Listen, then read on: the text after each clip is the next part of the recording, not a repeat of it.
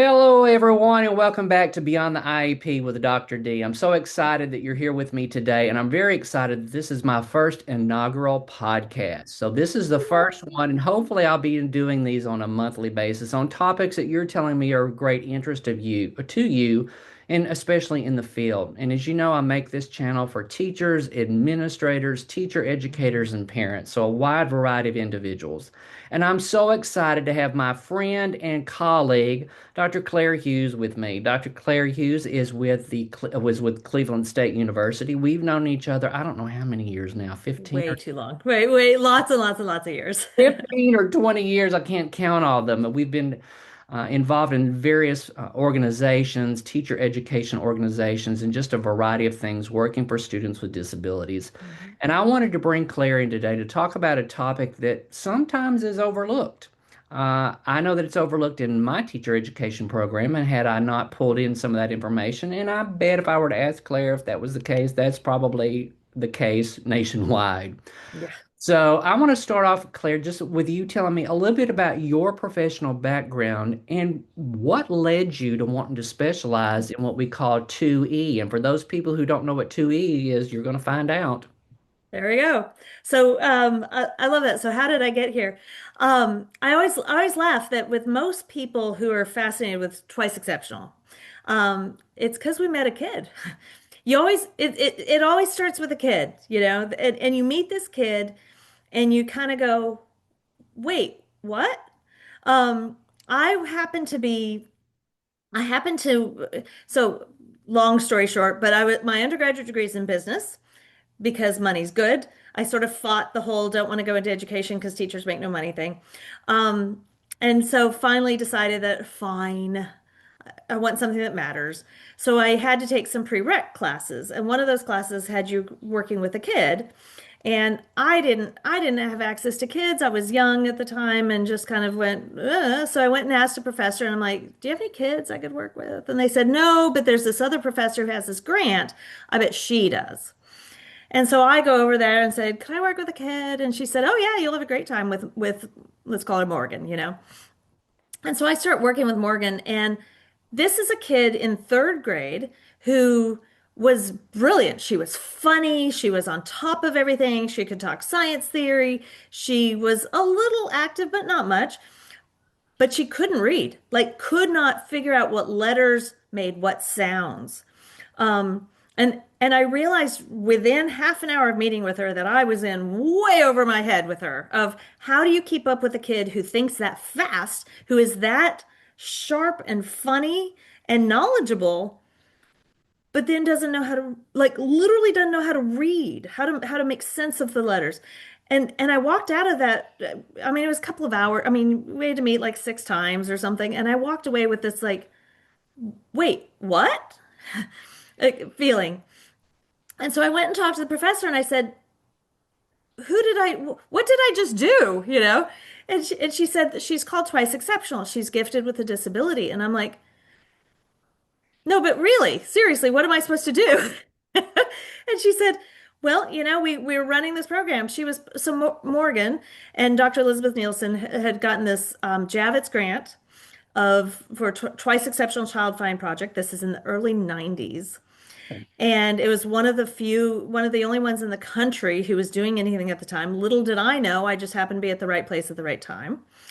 And so I got so interested in this challenging, interesting puzzle of a kid that I got my master's in special ed and gifted. I got my doctorate in special ed and gifted because I then started meeting other kids. And then I taught in the Twice Exceptional Child Project for a couple of years at elementary and middle school. And every single kid is so unique and so different and so much of a puzzle, challenge, question mark, and that I got, I guess, hooked is the concept, but it drove me forward and it really built this burn of people need to know about these kids. Um, People need to understand how much these kids are capable of if we get rid of if we help the disability. This disability's in the way, but what could they do if this disability wasn't in the way? I find that interesting because I went through teacher preparation program probably in the late 80s. And Mhm. I remember we talked about students with disabilities and we talked about students who were gifted, but we never talked about a child that could be both a student with a disability and who is gifted and talented at the same time. Mhm. So we're talking about twice exceptional and that 2E. Have you seen that definition evolve over time? A little bit. It's evolved in a sense. So it started in 1977 with June Maker, who was part of the group that was working with ID, 94 142. Right. And there was a great discussion if gifted should be part of that, and it was decided not to be.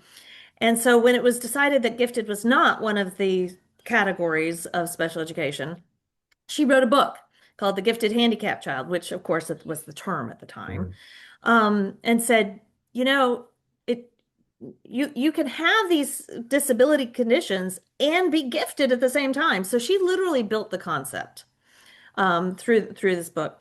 What I find really fascinating is that, but in 1980, was it, yeah, 1980, Montgomery County, Maryland said, because she was working in DC, she was a part of the Department of Education. Montgomery County, Maryland said, we have these kids. We have lots of these kids. We understand that there isn't any research, that there's no concept of this, but we have to serve these kids. And so they started what they called at the time the Gifted Learning Disabled program. And it has been in existence for what are we going on, 45 years now. Wow. Yeah.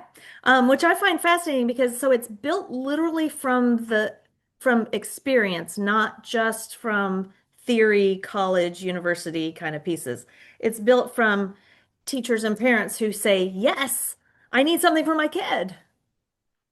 That's a great segue into that next question of because I know that we teach individuals in our teacher education programs how to identify students who have characteristics of a learning disability, but we Mhm. don't teach them what are the common characteristics of a student who is 2E or their common characteristics since they're all so different. Would you talk a little bit about that?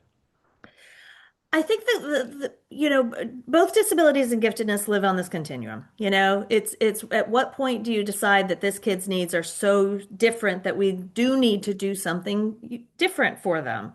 Um, and I talk about it in terms of two lenses in a sense. So with kids with disabilities, we look at where are their gaps, where are their problems. For twice exceptional kids and gifted kids in general, the problem is their learning. Their problem isn't their achievement. And so if they're coming in with, there already know, gifted kids, for example, know often will come into a grade level already knowing 75 to 80% of that grade level content. Sure. And so it isn't the problem. You have to redefine what problems is. And so they sit for 80% of their time bored because I know this, I know this, I know this. For some gifted kids, that turns into behavior problems. For some gifted kids, that turns into, um, loss of learning because they come into kindergarten knowing how to read, they come into kindergarten knowing these concepts, and then they learn very quickly that school is not an exciting place, particularly for kids from low socioeconomic backgrounds, um, kids from cultural and language diversity backgrounds that's not only is school not built for them for their language or their culture but it's also not built for their ability. So we Right. lose enormous talent and strength of kids, particularly when they have differences already, other kinds of differences. Then they get a disability, then you have a disability on top of that, and so school is just not a place where it's challenging to them, it's interesting to them, it's meeting them where they are. And so they burn out, they check out really fast. So that when we talk about needs for twice exceptional kids, I say that they've really got two needs. We've got to give them access to high level curriculum. And those are two separate needs. It's the access and then the high level curriculum that challenges them. And so I've spent my life kind of trying to figure out how those two what exactly those two needs are and how what that looks like and what that means. Because in special ed, we often define that we want to provide access to the general curriculum. And we say that all the time, that adjective, the general curriculum. And for twice exceptional kids, the general curriculum is not where we need to be aiming. We need to be aiming at high level, accelerated, enriched, critical thinking, creative thinking, all the good stuff, because that's where they're actually learning. So my kiddo Morgan, who needed advanced social studies, who needed advanced themes, and it's always kind of ironic because she needs advanced access to advanced literature, but she can't read it. Very But she can discuss all the themes and what's going on. So how do you give her access to that advanced curriculum? excellent example. What are some of those misconceptions that are still floating out there in the ether about students who are 2E? Well, I mean, the biggest one, of course, is that you can be gifted with a disability. How does that overlap? Um, and so just that confusion happens there of what do you mean you can't read but you're gifted? And what do you mean you have a processing disorder but you have great memory? And so these different characteristics and how they look like. There is a phrase out there, and it's very similar to special ed. If you've met one twice exceptional kid, you've met one twice exceptional kid, All right. because you have all the different ways they can have a disability, and then you have all the different ways that they can be gifted. And that means that you end up with a really unique kid. But I think the biggest misconception is that first, that they exist. Second, that we have to prioritize. Well, yes, that's nice that they have a strength in this area, but we really need to focus first on this, this, this. And it's like, mm-mm. You you have to provide, they're almost at a crossroads. It isn't a priority piece. It's a, I keep coming back to the same phrase, and you're going to hear this a lot, access to the advanced curriculum, you know? We don't have to treat one and then treat the other. You have to think about both of them simultaneously. Excellent point. When we're talking about, because you've kind of talked on and touched about this, because we've talked about the characteristics and things. So, what challenges are out there when it comes to assessment? Here I am, an assessment person. I assess students on, to determine whether they have a specific learning disability or whatever. What are those challenges out there of truly identifying students who are 2E? The first bit is, what are you looking for? Just as an assessment, because you're an assessment guy. Are you looking for problems or are you looking for possibilities? And so, are you looking for strengths? And so one of the first places is, are just that mindset. What is it you're looking for? And then the relationship between this, I always come back to the subtest scores, for example. Yes. So um, there are some programs that say, oh, I always get hung up on the full scale IQ score, for example. So they have to have an IQ score of 130. Is Some gifted programs still operate that way. It's very limited. It's not great practice, but that's one of the perceived barriers. Well, 130 IQ score for, and I'll use my own children, for example. So I'm not breaking any confidentiality here. I- So one of the great things that I talk about is that I got all my degrees in twice exceptional and taught it and went to teacher prep, and then I became a parent of two twice exceptional children, and then realized I knew nothing. It was a totally different experience as a parent. Um, but I can translate between both fields and between parents and professionals, and that became a strength.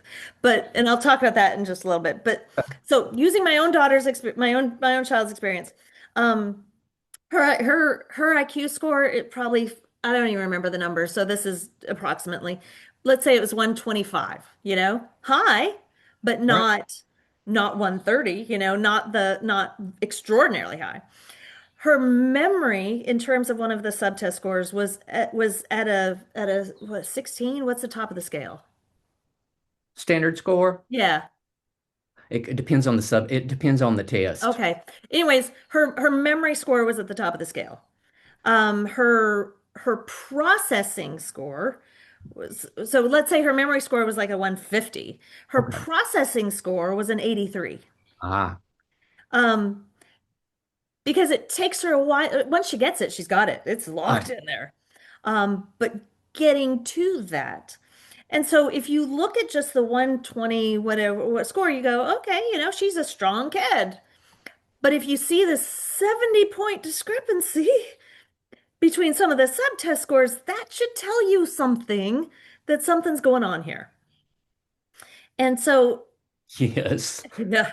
And so I'm like, you, but if you're just looking at scores, you're not going to get stuff. But if you're looking at discrepancies, and I know in discrepancies aren't a big deal, particularly in RTI and UDL and in MTSS and such now, but it still tells you something. Of course it does. Absolutely. Right. And so it's go looking for those discrepancies. It's go looking for strengths because with her memory being so strong, that's a symptom, that's a sign of giftedness. So she wouldn't quote unquote qualify based off of one. So I always look for what I call the not just the differences between me and other people, like in a standardized test, where you're looking for how kids compare to other kids. Right. That's one way. But you also want to look at the within the kid differences. Yeah. And so those within the test score differences is one of the biggest hallmarks of a twice exceptional kid in terms of assessment. And so I always think of if we start with the assessment of are we looking for areas to grow, which is strengths, or are we looking for areas to bring up, which are problems?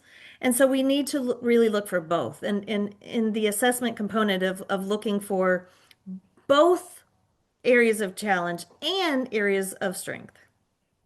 Good point. I find it interesting because I think for so long in the area of assessment, we have really Mhm. operated from this deficit model, looking at deficits. What are these deficits? And really not focused on looking at strengths. And I'm so glad now that most states are really looking at a pattern of strengths and weaknesses so we can find what are these strengths that the student possesses along with these weaknesses so we can really put a plan in place to address both of those. And you're so right. You just can't rely on one score. And I always tell people it's so important.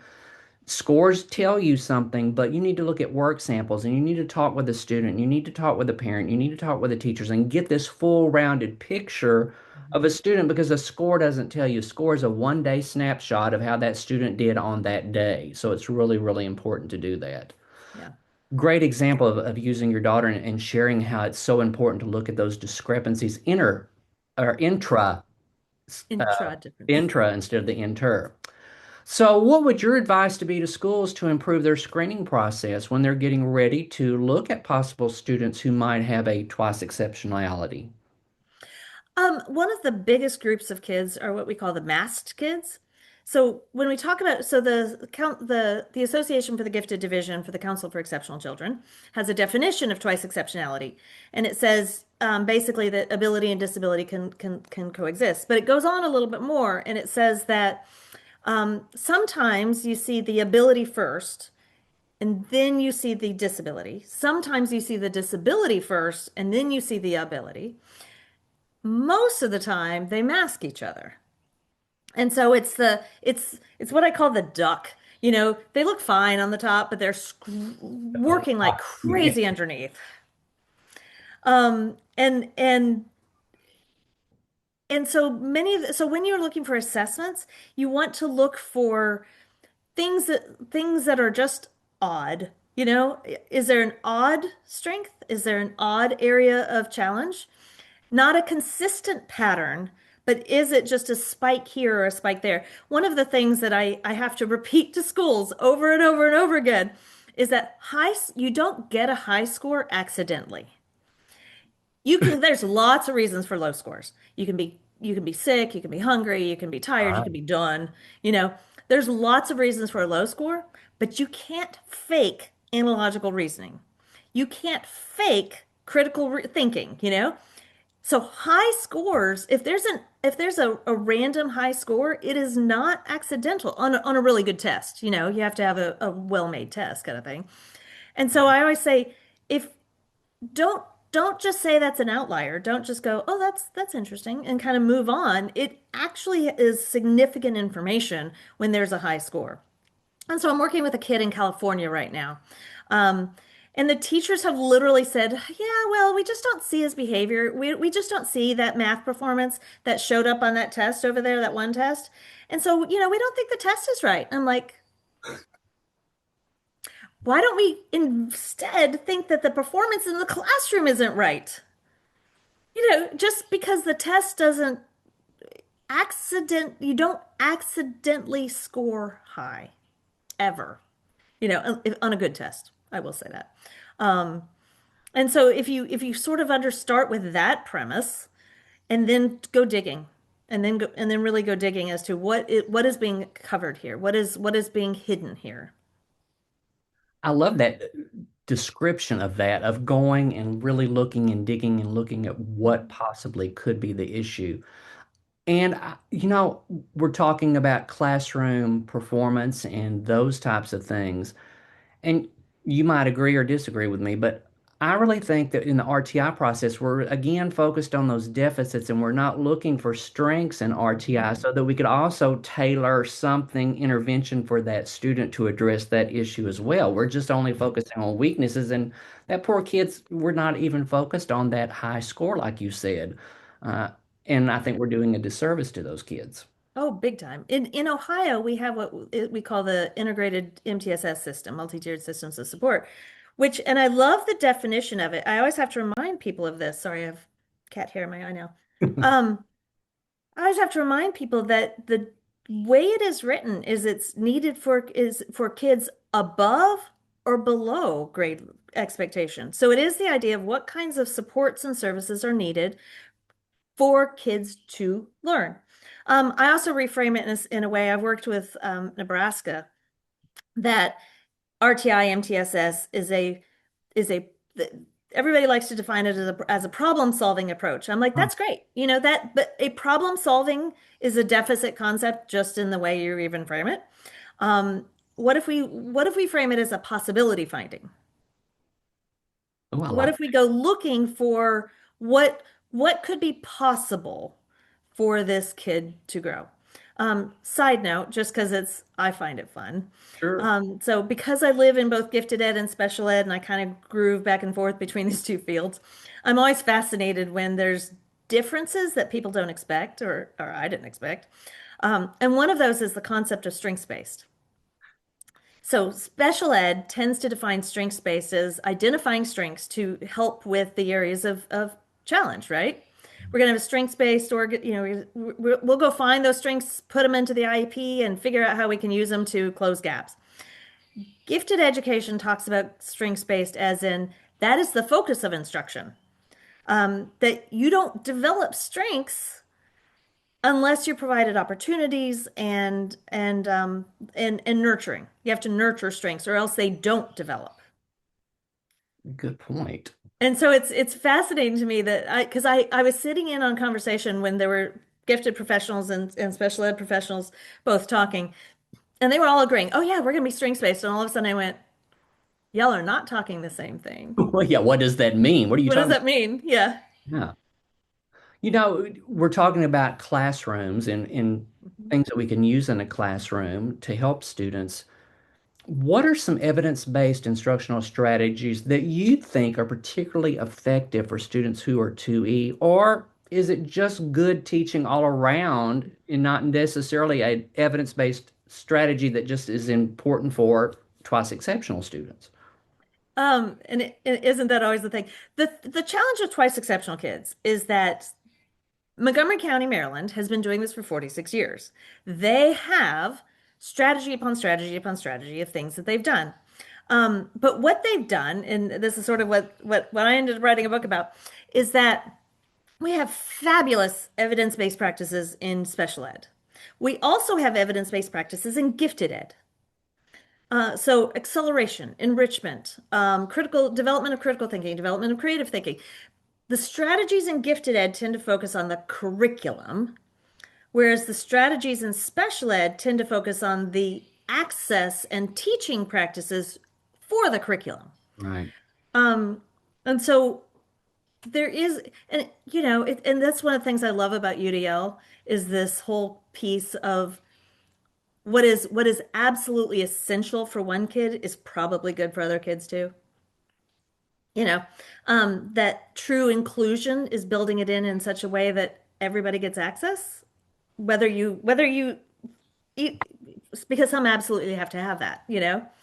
Um, and I don't know about you, I remember sitting in my special ed instructional strategy class and I was waiting, and it was right after I'd met Morgan. So I was like waiting for that thing that's going to help her learn how to read. What is that magic that makes special ed so special, you know? And I kept waiting and I kept waiting and I'm like, but they call it special ed, which means it's got to be something magic. Where's that wand? I want that recipe or whatever it is. And I kept going, okay, but that's good for all kids. Okay, I mean that's good. Yeah, but that's good for all kids. Okay, and we sit there in special ed and we're like, this is good for all kids. It's But good, specially designed instruction. it's specifically designed instruction. It's good for all kids, but and what I end up repeating myself over and over and over again is it is good for all kids. It's absolutely essential for some kids.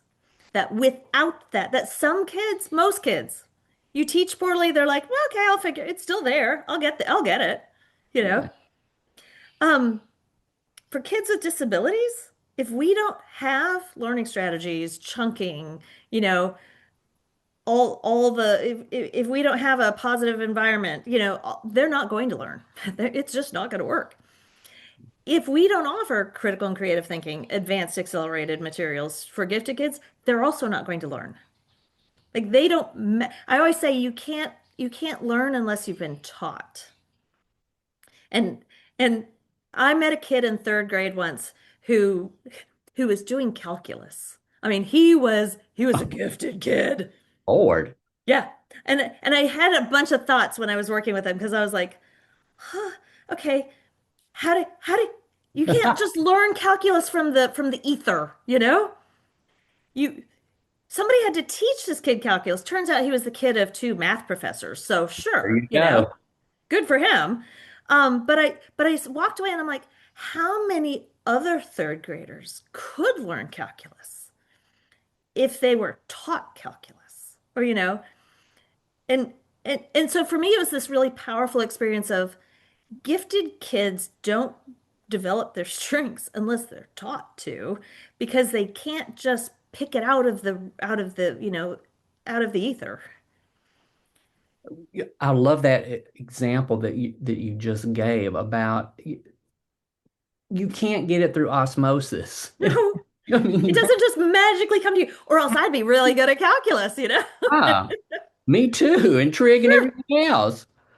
We've talked about those basic classroom needs, and you touched on UDL and how it's important to have everything in place for students. But sometimes I think in the field of education, we sometimes overlook the social and emotional needs of students. What about those challenges that 2E students may face who are in classrooms, uh, struggling because they're not able to learn the material, but this material they do really well. So, talk to me a little bit about those social and emotional challenges and some things maybe that schools can do to help those students who are challenged and help them and help support them. Twice, I used to laugh that twice exceptional kids are really, really good at being really, really bad. Um, because because you take all the social emotional issues of kids with disabilities. You take the frustrations, you take the I don't understand piece. And then you add that to the social emotional issues of gifted kids. I'm bored, I'm not being stimulated. Um, Nobody else gets this. I'm trying to I just challenge me. And so it leads to a really it can lead to a really not great situation because these are kids who build up tremendous amounts of frustration and then don't know how to deal with that. And so their disability kicks in. Um, and so you've got all kinds of things. The other thing that's really interesting when you look at just social emotional research of twice exceptional kids is it depends on the context. Uh, That in their Let's use my kid Morgan. she was really interested in like current events and modern, social studies. Right. So let's say she was had an opportunity to learn social studies. In that environment, she's a gifted kid. She's functioning, she's active, she's engaged, she's got the confidence. She feels her self-esteem feels good. Then you go into the literature class and her self-esteem plunges. So we often talk about, social emotional concept like it's a thing, but for twice exceptional kids, it depends. It depends on where on the context, on the environment, because in their area of strength, they're very functioning. In their area of challenge, they tend to be very disruptive or explosive or really good at getting the teacher off track. Um, Yeah. really good. Because who wants to be, it's the classic. I always think about Rick Lavoie's thing of I'd rather be a bad kid than a dumb kid. Exactly. And we see that all the time. We Hmm. those students wanting to or acting out because I don't want you to know that I'm not able to do this. I'm able to do all of these other things that the students are not able to do, but this one thing I just cannot do. Yeah. So, Um, what do we need to do to support them? Part of it, there's a lot of different things. Yeah, good question. I'm so glad you asked. Part of it is one of the first places to start. There's lots of different places to start, but one of the first places is just to A, focus on the strengths. That is the number one thing is to recognize that the whole point of special ed, and we're just talking special ed at this point. So if we're talking special ed in terms of access, support, closing gaps, why? Why are we doing all that?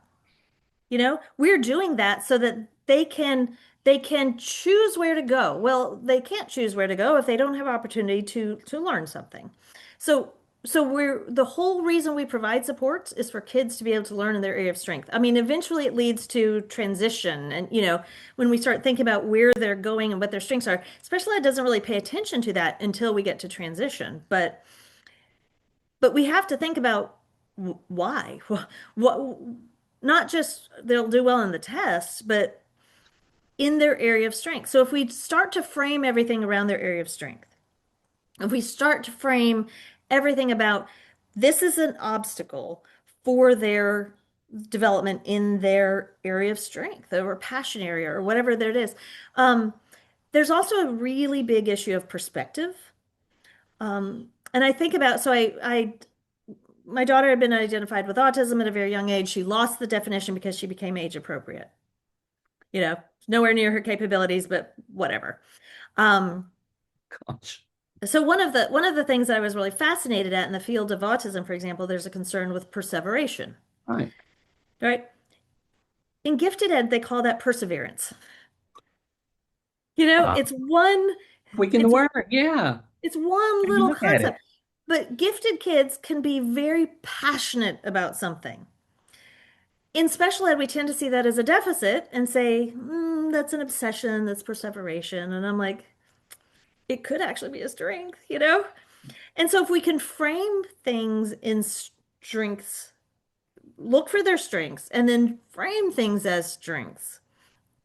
And I'll give a very personal example here because, again, confidentiality. So my son was diagnosed with generalized anxiety disorder at 2. I mean, this is a kid who would freeze and be terrified of everything.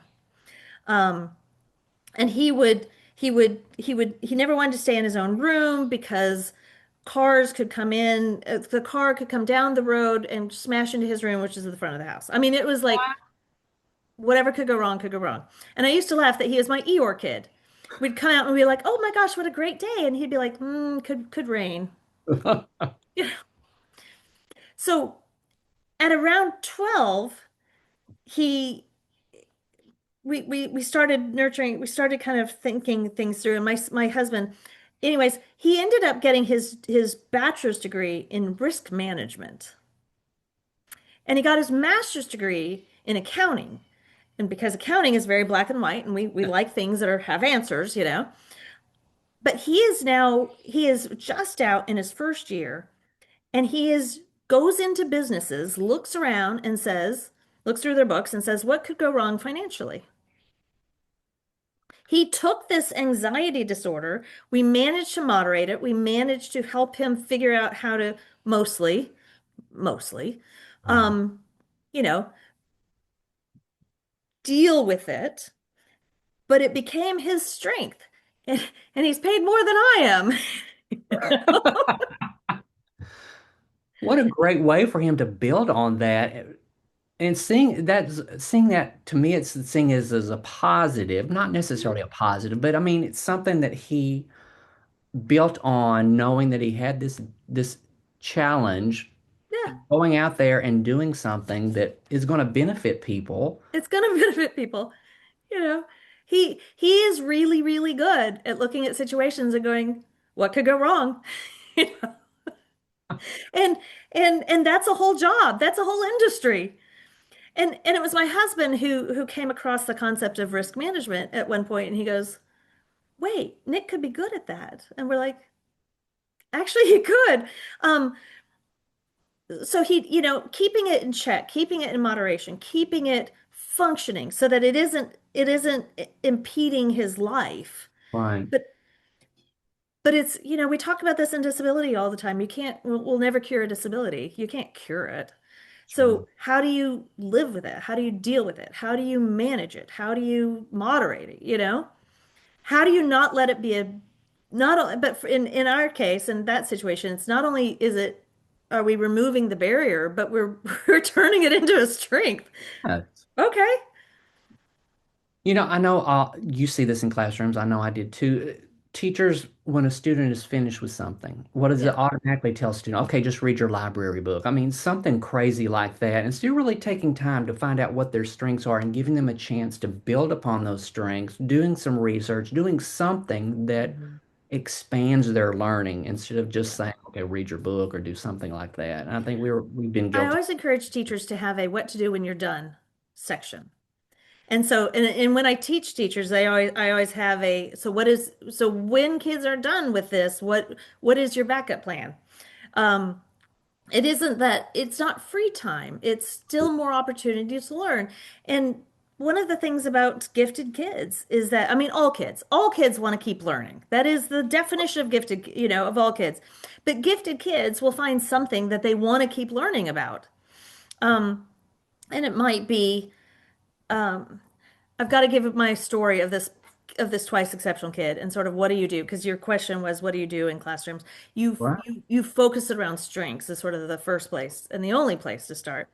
Had a teacher come up to me in rural Kentucky, so rural Kentucky, and she said, "I have a kid who's 5 years old, just into kindergarten, and he's been diagnosed with autism, and he's just taught himself Arabic through Go Duolingo." Oh my gosh. Mhm. But he has decided that he does not want to respond to anybody unless they speak Arabic to him. I love it. And Oh, she's like, how do I get him out of this? How do I get him off this? And I kind of smiled. And we know the answer to this, right? we can get him off that. You don't. You don't. You meet them where they are. And I smiled and started to laugh and said, just be really grateful that you're living in a time when we've got, Google Translate. Oh my gosh, yes. Yeah, because you're going to be using Google Translate to meet him where he is. And you're going to be translating everything into Arabic for a while and then encouraging him to use English, obviously. You'll try to bring him over to our side a little bit. But you have to make it interesting. You have to make it attractive. You have to give him a reason why he needs to translate before. But what a great strength for a kid? Gosh. I just can't imagine a 5-year-old speaking Arabic and doing it so quickly. Yeah, and in an environment where Arabic, there's not a lot of Arabic. It's not On like a rural it's not Kentucky. like he was living in an environment that had a lot of kids who were speaking Arabic around him. He just got it into his head that that's what he wanted to do. Oh, he's And got a then because he's on the spectrum and such, he was like, "Nope, I'm not going to talk to you unless you speak Arabic to me." gosh. I can just see what his future holds in the area of career. Oh my gosh, he could Oh just yeah. write a ticket for his job if he wanted Oh to. yeah. I mean, I was like, you need to Nurture that. nurture this. You need to run with this. You need to encourage him to translate back and forth because that's what he's going to need to be able to do. But I'm like, what if you frame this as potential jobs? If this is what he's interested in, let him run with that. Don't squash it. Don't squash it. And very often we squash kids and it's so hard, and then they let you they'll twice exceptional kids, they'll let if this is going to work or not. Um, and it's so first thing you do, but I always try to frame it as in what barriers and obstacles are there to the development of the strength. And Right. if that's not what special ed should be all about, if that's not what all of education, what barriers and obstacles are there to the development of strengths? Excellent. You put them together. You really do have to put them together. What's really hard is that gifted ed lives in its own silo and special ed lives in its own silo. And general ed sort of goes back and forth between them. And so there's this big gap between these systems. Kate Brennan says that has this quote that I love of twice exceptional kids live between systems that aren't designed to see them. And that absolutely. Hmm. And how long have we had these silos? We've had these silos for years. It's Well, just since 1976. So, it just continues. hmm. Speaking of silos and what we do, you and I are both teacher educators. I'm a retired teacher educator, but still did many years of that. So, how well are we preparing our students? Um, I mean, isn't that the question of just teacher prep all the way around? Absolutely. It really it annoys me when I hear, universities aren't preparing teachers to do this for the real classroom. I'm like, number one, we are. Number two, you weren't listening. Right. You were asleep that day. You were sleeping, or it just it didn't make sense to you at the time. Um, I mean, that's a much bigger picture. Are we preparing? Obviously not. Um, what I think is happening is that there's a general, even the concept of what is a twice exceptional person is beginning to creep into the media. Big Bang Theory. I owe so much to Big Bang Theory because up until Big Bang Theory, if you were gifted with a disability, you were kind of scary. Um, and or Rain Man. Yes. And so it was either Rain Man, which was kind of like, oh, okay, he's odd, but Big Bang Theory kind of brought to the concept to the forefront of of media that you can be really smart and really quirky and really odd and still have friends and still function and still have something to contribute. And so the shift from Rain Man to Sheldon is is raising at least some awareness. And so With what are we doing in teacher prep? We're doing a terrible job. But the system, but we're all operating in terrible systems. Education's not a great system. I always laugh. I mean, I'm sure you've had it. We've all had it. Why are why are we doing this? You know, yes. everybody who's in education hits that wall number of times throughout their career. Do I stay here? Do I keep doing this? Why am I doing this? Yeah. And And it I, comes back to Morgan. It comes back to I helped Morgan. And so as a system in teacher prep, are we doing a good job? Oh, heavens no. But if somebody can watch this podcast, if somebody can read this book, if somebody can walk out and then go make a difference with another Morgan, with the Morgan later, then we understand why we're here. So it's that I always tell teachers and to focus on the kids because we'll never know enough. We'll never be prepared enough. That's why we call it practice. absolutely. But if we can keep talking, if we can just keep talking so that somebody will listen. So one of the other things that's come in the last 50 years, which I just love, is the neurodiversity movement. And so the neurodiversity movement sort of captures twice exceptional. It's sort of moved into that space in a sense. They share a lot. Um, and I don't, do you know much about the neurodiversity movement? You know, Um, I was really fascinated. So I was doing a sort of a deep dive on autism and the whole conversation about do you have autism or are you autistic? You know, I am autistic or do you have autism? So that is it people first language? And so the deaf community, obviously we know has had that conversation too. Are you deaf or do you have deafness, you know? But the autism community really sort of took that on and said, there's nothing wrong with having autism. There's nothing wrong with being ADHD. There's nothing wrong with being neurodiverse. In fact, it's a biological necessity. And so I show a video, and I'll send you the link for this in your podcast yeah, I notes, can put I it in guess. the, yeah, I'll put it Yeah, in the yeah. description. And it's a really old video. It's probably 25 years, 20 something years old now. But I call it's in my it says in my language and it's written by and it's done by a woman named Amanda who is institutionalized with really severe disabilities. She's an adult. And so her her AAT, her technology is talking for her. And what she has to say about human rights and about the world of autism is just world shifting. I mean, it truly is world changing in terms of you would never have expected that level of depth and understanding and brilliance from somebody who is nonverbal, ever, you know?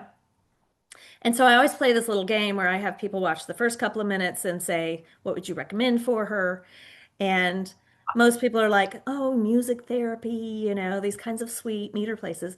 And then she talks about what she's actually thinking and the technology is communicating.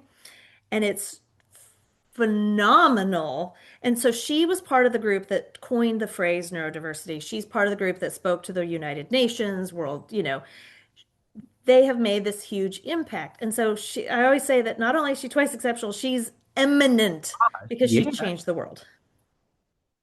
I'm glad you shared. I'll be interested to watch that because I Yeah. have not seen that, and that's something that I wish I had when I was still teaching and could have Hmm. shared with my students. Yeah. We talked about preparation, and I love what you said about systems. It definitely is a system because we're all in different places. Some say, okay, you can only have 120 hours in this degree program, and you can only have these courses, and it's just always crazy. So we know that that's an ongoing issue, but let's flip it now and talk about in-service teachers. What can we do for those in-service teachers who have Morgans in their classroom and they want to make sure that they're meeting their needs? What are some things that schools can do to make sure that we're addressing the Morgans of the world? I think one of the first places is just to make sure that gifted education, special education are at the table together. That it isn't that when you've got an IEP meeting that they're both there, that they're that and I'm really excited about MTSS because MTSS is a place where it brings both sets of needs to the table. You can also put in TESOL. I mean, it's sort of a space by which we can say, you know, kids are different in a lot of ways and they're going to need a lot of different supports and possibilities. And why don't we think about how we can scaffold different kinds of services, you Sure. know? Um, I think that that's one definite place that schools can help. AI. I talk a lot about, I am beating the drum really loudly in terms of AI because AI, yeah, because AI provides strategies by which we can personalize learning, by which we can actually provide services and supports and meet kids where they are and adjust pacing. That we're not holding kids back and we're also not holding them we're not holding them back and we're also not asking things that they can't do. So we're not wasting time. So if we could start to think about using AI in our systems for that kind of the analogy I use in schools is that we really are in the business of two separate sets of motion. And I will bring in my AI story here because I asked AI, I'm like, feels like there's two sets of motion here. And AI is like, oh yes, you're talking about Newton's laws of motions. I'm like, sure. Tell me more, you know? And it says, so in education, the two laws of motion that I always think about is that the first motion is to get kids over past the inertia. We got to get them started, you know? And I think about the scaffolds and the supports that we provide just to get kids past whatever barrier there is, whether it's an economic barrier, whether it's a learning barrier, whether it's a behavior barrier, what is the barrier for them to get learning? But then once they're learning, we also have to keep the motion, the momentum going. And so gifted education is really good at momentum. How do we keep kids keep moving forward? And special ed is really good at breaking through inertia, learning strategies, positive behavior, all the things that we can create to get kids learning. And so if we think about, and so I'm always kind of like, so I go into schools and I talk about these two sets of motion, and if we could just kind of work together to pull that together, to move that together, that they're not in conflict with each other. They complement each other really well. We've been talking about teachers and we've been talking about students. We haven't really focused on the family, which is so important. Yeah. And you've got your own personal experiences that you've shared. So, what role does the family play in this support of a child who is twice exceptional? Well, advocacy first. I mean, just to get schools to listen. What's really hard about twice exceptional families is that they often check out of the system because they're told so many times, no, nope, we can't do that. No, we can't do that. No, we can't do that. There's a tremendous growth of homeschooling alternative schools that are going on for twice exceptional kids because families who have options often opt out of schools. Which, of course, because I'm in public school, I worry about the kids whose families don't have options. And so the burden of advocacy falls on the families who are probably sometimes the least able to provide that. Because twice exceptional kids come from families who don't understand them either. They're trying to juggle this kid who's frustrated, who's acting out, who's really passionate about this. And so I talk a lot about we live a lot in the land of should. And I'll give my own personal story here. So my daughter was diagnosed with autism. She's getting speech therapy. And we all know there's windows of opportunity for speech therapy and such. So she's getting early intervention and she has to have. And at the time, it was 3. She could only get services through early intervention until 3, and then she would shift over. And that was at the time. So we had this window from when she was diagnosed, and she only got diagnosed because I had pushed it through. And by the time we could get to the system, she was already 2 and 2 1/4. So we had, 9 months to pull all this together.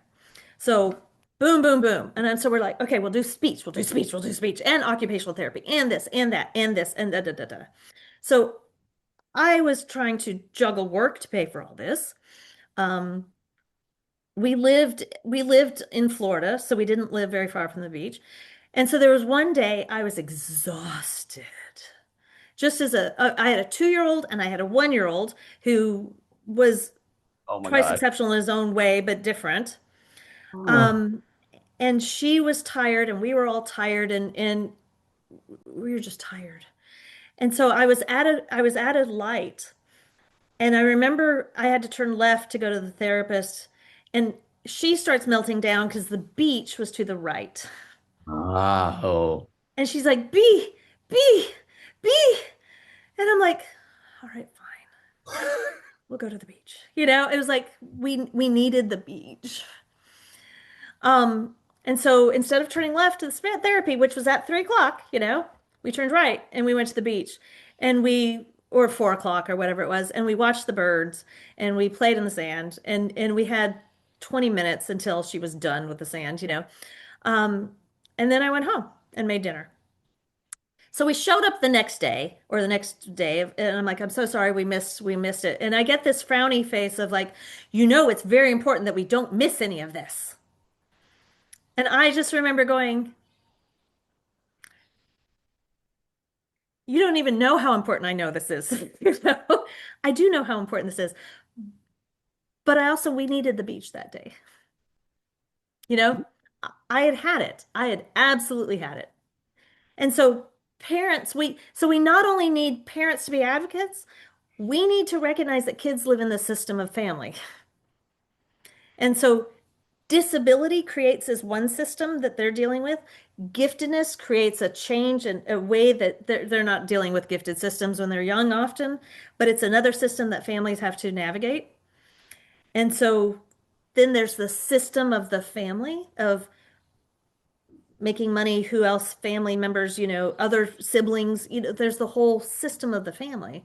And so sort of validating and providing support for families. Luckily, there's really decent online communities. There's some really phenomenal things on Facebook and Instagram and podcasts, that are providing some of that community, but it's finding that community. And it's really hard when you show up for in the disability community and you go, but my kid's really smart and that do I belong there? And then you show up at the gifted community and they're like, "Oh, my kids are doing this and this and this." And you're like, "I'm not sure my kid's gonna do that." I get to thinking about those parents who, before the age of the internet and before the age of being Mhm. able to get together and talk about and no support groups in place. And I think those poor parents who had to just trudge and find avenues on their own. And like you said, we still have parents who are doing that, who are not aware of organizations and groups that they can be a part of. Hmm. You talked about how important it is. I mean, they do have to advocate, and that leads to my next question. How do you advocate for addressing those needs in an IEP or in a 504 plan for those students? I teach a thing of how to write how to build how to sneak in the strengths-based piece into a 504 IEP. So IEPs, I've been told by a lot of special ed coordinators of, "Oh, that's great, they've got this strength, but we don't address that in the IEP." And I'm like, actually you can. So yeah, I know. Um, so there's a myth that IEPs are only to close deficits. I'm like, no, you focus on the deficit, but sometimes the development of the strength is how you help the deficit, you know? Kind of like my son. So there's that piece. But I do this training where and again, AI, but AI was really, really helpful of how do you build in the requirement for gifted ed as a part of servicing the disability. Um, And I think about kids' frustration. I think about behaviors. I think about kids reading, In order to read, I want him to be able to understand the comprehension, but he has to comprehend above grade level text, So it's and we have tools now that are really, really helpful for this. I have a friend, Cheyenne Smith from Nebraska, who's doing amazing work on the science of reading for twice exceptional kids. And she untangles um, the rope, Scarborough's rope, in Yes. terms of looking at all the elements of the rope and then talking about how you have to pull the strength in order to help with the area of challenge and how you can literally braid those together in a single instructional aspect and or IEP or 504. Um, and I think it's just really important to be able to the beauty of an IEP and a 504 is that you've got the legal mandate, the requirement, the attention. IEPs and 504s require attention. And so if you build in the area of strength, we will address this in the IEP or 504, then schools and systems have to pay attention to it. It's accountability. Accountability. Um, because gifted ed is often seen as an afterthought, as opposed to a need. And for a twice exceptional kid, it is a need because that's the curriculum, that's the access, that's the learning that we are trying to get them to accomplish. As we're getting ready to wrap up, I again want to thank you for your time in meeting with me and sharing this information. I want people to know that I will link any of your information that you send me. I would love for you to send me your book link as well, so I can put that in the description as well, because I know there are going to be so many people who this is a topic that's very personal to them, and they may want to get some of those resources so they can further their understanding and learning. If it's teacher educators, maybe they can share that with their students as well, or if it's parents sharing it with their organizations that they're members of. The last question I want to ask is one that was not on my sheet, and that is there one question I didn't ask that you wish I had asked because it's important for people to know? Oh gosh. Um, it's it's not a question, but I didn't talk about something. Can I say that right now? I Absolutely. didn't talk about something that is significantly important. So there's twice exceptional, which are sort of internal differences. I'm gifted with a disability. But then there's thrice exceptional. And Ah, thrice exceptional are kids who are not only different internally, but are different externally from what the system is asking of them. So I think about kids from cultural linguistic backgrounds. I think about second language learners. I think about kids from poverty. And so when you talk thrice exceptional, you're dealing with issues of equity, issues of accessibility, issues of opportunity. And so just to think about these systems of of we're all working in a system that is very challenging, that is very problematic, but I don't want to leave out that overlaying factor of external connections between an individual, the family, and then the school system as well. love Um, it. I hadn't heard that thrice, so you're teaching me something new. I think it was teaching exceptional children or exceptional children. One of them just had a whole special edition on thrice exceptional. Because I think those students are so often overlooked, and I've heard people in the past say, "Well, a student with a language disorder or who speaks a different language, well, they couldn't be gifted." And I'm like, "What are you talking about?" The Yeah. things you hear people say out there in the real world, and it's just a misconception on their part. Truly, I don't know if they had the knowledge, they would know better. So this is what we're doing. We're spreading the knowledge and sharing the information so that we're able to do that. I guess one of the other questions, I guess the last question I would be is because I hear this a lot from teachers of, I have so much on my plate, I can't add this one more thing. Why?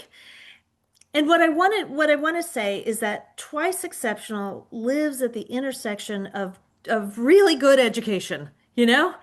And it's not, hopefully, if we think about it right, is it's not yet another thing to add to a teacher's plate. But it really is, it's driven by a kid who shows up in your classroom and you're like, whoa, I need to be on my game here because this kid needs so much more than just getting by. But it's really what all kids need. They need access to developing their strengths, you know? And they need both sets of motion. So if we could think about a school system or a teacher that is brings it down to the very basic that my job as a teacher is to remove barriers and help them move down the track of learning. Excellent analogy. I always like to always tell my students, you're like the person who's building a blueprint in your Yeah. classroom, in your lesson plan. You have to think about just like a blueprint. The window's here, this is here. This student needs this student needs this. What can I do to make sure that I'm addressing all those needs? And Mhm. I hear that same thing you do, and they're so overwhelmed with so many pressures of testing and all those other things. So but like you said, if we're doing some good instruction in planning and looking at those UDL principles and to Mhm. address those issues without having, we're working smarter instead of harder. Yeah. And UDL covers so much stuff, but UDL is bigger than just disabilities and access, you know? Yeah.